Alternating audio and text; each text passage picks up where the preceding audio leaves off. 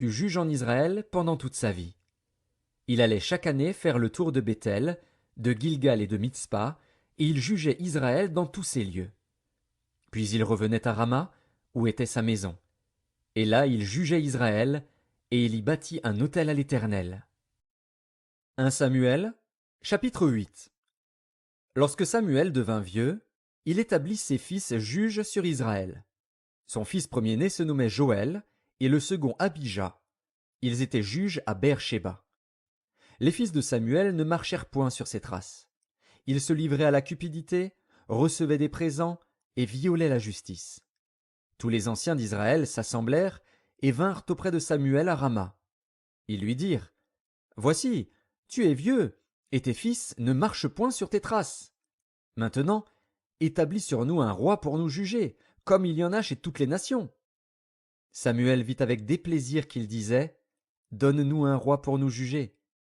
Et Samuel pria l'Éternel. L'Éternel dit à Samuel: Écoute la voix du peuple dans tout ce qu'il te dira, car ce n'est pas toi qu'il rejette, c'est moi qu'il rejette, afin que je ne règne plus sur eux. Ils agissent à ton égard comme ils ont toujours agi depuis que je les ai fait monter d'Égypte jusqu'à ce jour. Ils m'ont abandonné pour servir d'autres dieux. Écoute donc leur voix, mais donne-leur des avertissements et fais-leur connaître le droit du roi qui régnera sur eux. Samuel rapporta toutes les paroles de l'Éternel au peuple qui lui demandait un roi.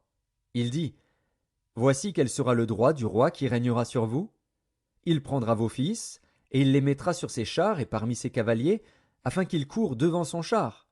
Il s'en fera des chefs de 1000 et des chefs de 50, et il les emploiera à labourer ses terres, à récolter ses moissons, à fabriquer ses armes de guerre et l'attirail de ses chars.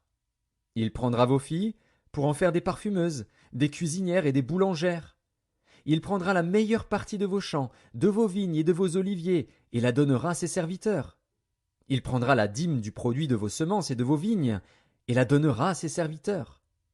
Il prendra vos serviteurs et vos servantes, vos meilleurs bœufs et vos ânes, et s'en servira pour ses travaux. Il prendra la dîme de vos troupeaux, et vous-même serez ses esclaves.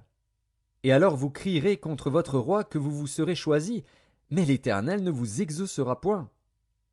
Le peuple refusa d'écouter la voix de Samuel. Non, dirent-ils, mais il y aura un roi sur nous, et nous aussi nous serons comme toutes les nations. Notre roi nous jurera, il marchera à notre tête et conduira nos guerres. Samuel, après avoir entendu toutes les paroles du peuple, les redit aux oreilles de l'Éternel. Et l'Éternel dit à Samuel: Écoute leur voix, et établis un roi sur eux. Et Samuel dit aux hommes d'Israël: Allez-vous-en chacun dans sa ville. 1 Samuel, chapitre 9. Il y avait un homme de Benjamin nommé Kis, fils d'Abiel, fils de Tseror, fils de